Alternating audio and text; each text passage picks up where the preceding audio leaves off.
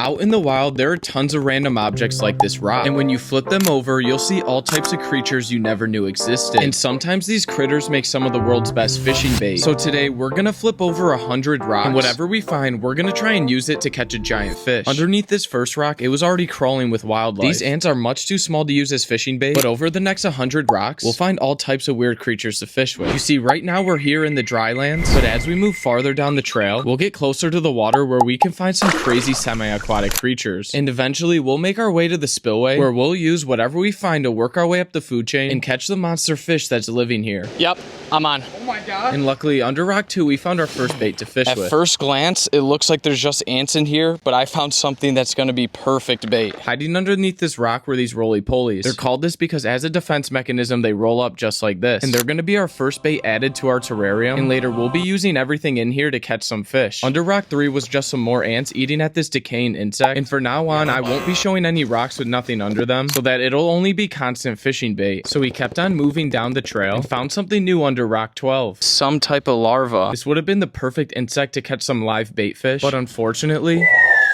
Where'd it go? But after flipping over some more objects, we found one of our first unidentified species under rock 20. Oh, what is that? What is that? Oh my, what is that? Dude, this thing will sting the heck out of you. This is a carpenter ant, and they use these to chew on wood and pack a pinch when they feel threatened. But he was a little too small to use as bait, so... I'm not gonna put him in the bucket. But under the very next rock, we found the most sought-after fishing bait in the world. Oh, this is exactly what we've been looking for. These red worms are considered the greatest fishing bait of all time because they're easy to find, and their smell and wriggly action is something fish can't avoid. So these guys are definitely going in our bucket, and after flipping over some more rocks, we made it to the creek area where we can start finding some better fishing bait. Hopefully we can find some bigger bait now. And as we started flipping over rocks in this creek, we finally found what we were looking for in the water.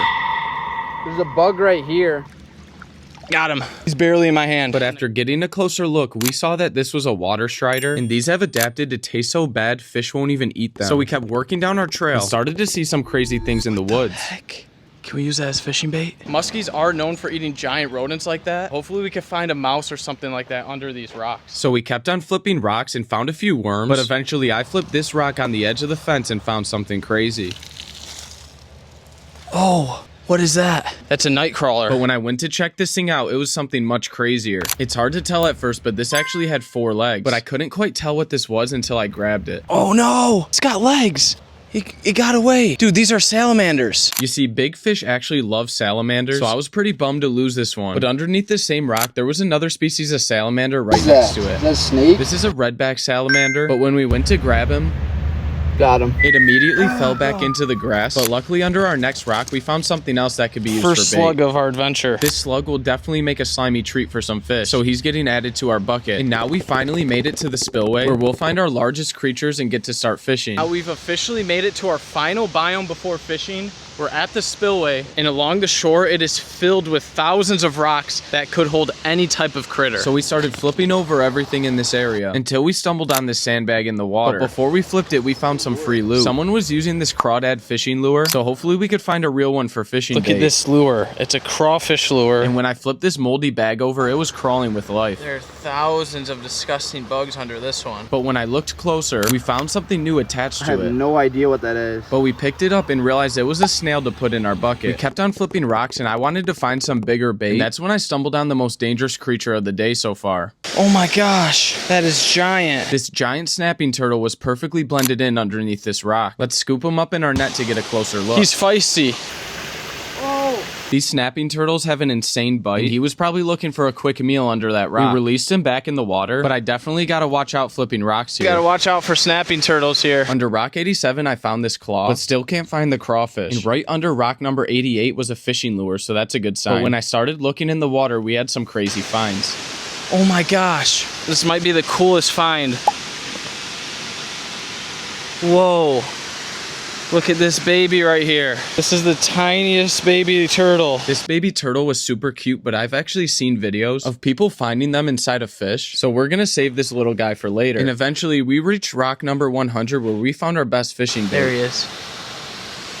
Got him. That is a perfect bait. This is a crawdad and big fish love to eat them. Just check any tackle store and there are baits that mimic this guy right here. And now it's time to take everything we've collected and go fishing. Now that we got our mystery jar of crazy live bait that we found under all these rocks, I'm gonna be fishing with every single one of these and seeing if they make good fishing bait. The way this is going to work is we're gonna use our small insects to try and catch bait fish. And if we're successful, we'll make our way to the bottom of the spillway where we'll throw all of the big baits we've acquired to try and catch the spillway monster. We're gonna start off with the roly-poly. That'll make great bait. And we're gonna drop him right down at the side of the spillway and see what eats him. Oh, something's already going for him. Oh my goodness, all these fish are going for it. Oh, something's got it. Oh, something took it. But luckily, we collected multiple roly-polies so we could try this one Dropping again. a roly-poly right by this wall because I saw a lot of bait down here. Is that fish? Oh, there we go. Oh, on the roly-poly. Oh my gosh. Oh my gosh. We've successfully caught a fish by literally just flipping rocks for bait. I'm gonna hand this to my brother to save it for later and keep on fishing. Sir? And the next bait we found, I'm pretty excited to use to see if it'll actually work. The water bug right here. This actually looks amazing. Let's see if he floats or sinks when we drop him in the water. We got one chance to catch something on the water bug. Oh, he sinks good. No. No. Something ate our water bug. That was quick. Now let's see what bait we have up next. Oh my, Tony almost just fell in. Our larger baits, we're starting off with the most popular fishing bait of all time. We got them all threaded throughout our hook. I cannot lose this bait because this is by far our best bait. There we go. On the worm. Let's go. Another perfect bait fish to use later, and now it's time for the slimy little snail. Super excited to see how it does. I think this will make great fishing bait. Quickly put our snail through the hook and dropped him right down.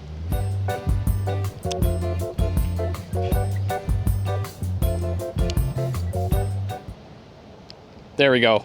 There we go on Mr. Snail. This is another fish that will make great live bait. Thank you, sir. So we're gonna give Tony this one. And we have one more bait in our bucket to use before we could move on to our crawfish and baby turtle to see what we can catch on those big baits. And that final bait is the slug right here. We're just gonna rig the slug right through the back, just like so. And slugs are actually a really good bait because they're nice and hardy and they stay on the hook pretty good. Drop the slug down, see what wants to eat him. Oh, something's got slug. Oh, okay, he's still on the hook. Surprised we haven't gotten a fish quicker on the slug. Wow, these fish are thieves. They stole that right off my hook. And now that we've fished with all the smaller insects, it's time to move on to our heavy hitters, starting with the crawdad. So we started making our way to the bottom of the spillway, and I already noticed. Oh my goodness. Whoa, there's some giants down there. Look at all these. I saw a big pike down there too. Look at this bass down here, Tony. So we kept on walking to complete our challenge. We've already found bait under rocks, caught some live bluegill on it. Now we just have to catch the big spillway fish. Tony's gonna rig our crawfish up right now, and I think we're gonna catch a giant on it. We're gonna rig him right through his tail. There we go. So we cast it out right under the spillway and waited for something big to eat it. Tony casted the crawdad out. He's drifting right under this current. I'll try to catch a giant on him. Oh, it's either snagged or on something. You think? Tony said he might have something. What do you think? Free? Oh, something just hit it hard. Oh. Oh, I'm on something. All right, let him eat it, let him eat it, let him eat it. Tony's got something. Did he spit it? Oh my gosh. Something's on it hard. Something's eating this thing like crazy. A lot of times smallies will do that. And after fishing with the crawdad for a while with no luck, we decided to switch to the bluegills to see what fish was living So down now we're here. taking our live bait and we're gonna toss it right up into this spillway. There we go. He's just going right under this where all the big fish are at. He's swimming fast. Usually when they start swimming fast from something, it means there's a big predator looking to eat them up. So I set my rod down to grab my gear at the top of the hill. I wasn't expecting this when I got back down.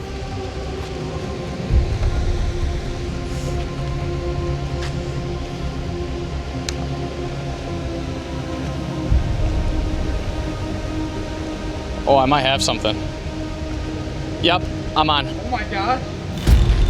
Oh yeah, I'm on something nice. On the bluegill. On the bluegill. Hurry, get the net. Get over there. Oh, Get over there. Come on, we can't lose this. We gotta catch him. Come on, Tony. All right. This is a nice fish. Where's he at? On the bluegill. Come on. Are you in the water? This guy's strong, guys. No this, way. This is a strong fish. I wouldn't trust my leader not on that. I know. You ready, Tony? Yeah. There. You gotta bring him Okay, up. he's up. Yeah. Yes! Let's go! Oh my God. And with this fish, we've successfully completed our goal, collecting our very own live bait and working our way up the food chain to catch a fish at the spillway. Oh my goodness, that is a beautiful smallmouth. Wow. He inhaled the bluegill. Just set that rod down and let our bluegill go through with the current and got this beautiful smallie. Gonna get this beautiful fish back in the water. Thank you, buddy. And you guys know, of course, I couldn't use this little guy as bait. He was released right after to the same rock that he was on. There he goes.